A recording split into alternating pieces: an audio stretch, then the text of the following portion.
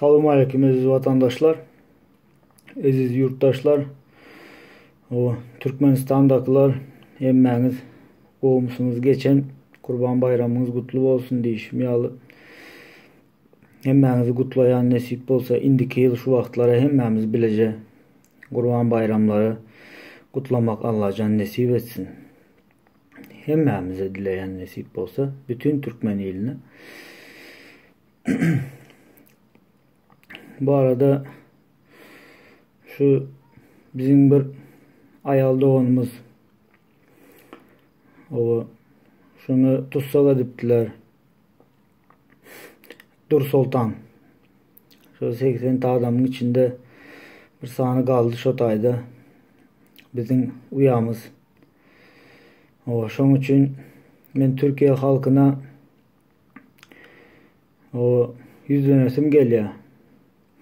Ruhsat verseniz.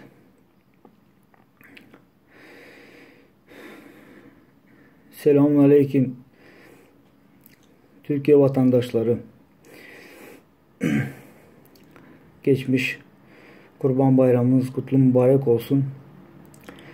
Evet, burada bir size ricada bulunacağım. Ben biliyorum hani hiçbir zaman bizi kırmadınız. Bu kadar şurada ekmek parası kazandık. Kırılmadık yani.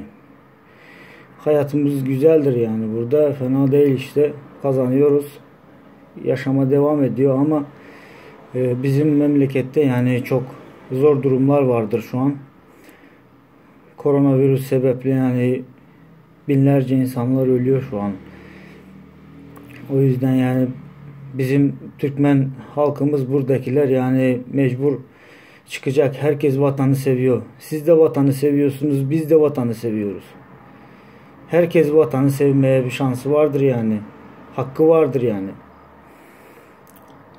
O yüzden bizim şu kız kardeşimizi Türkmenistan'a teslim etmemenizi yani sizden çok büyük bir ricada bulunacağız.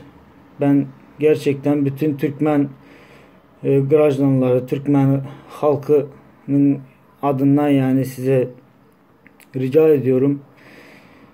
Özellikle yani kendim de bunu demek istedim, ondan diyorum hani lütfen bizim o kız kardeşimizi şu Türkmenistan'a vermeyin. Teşekkür ederim. Eminim siz bizi anlarsınız. Halimizden anlarsınız.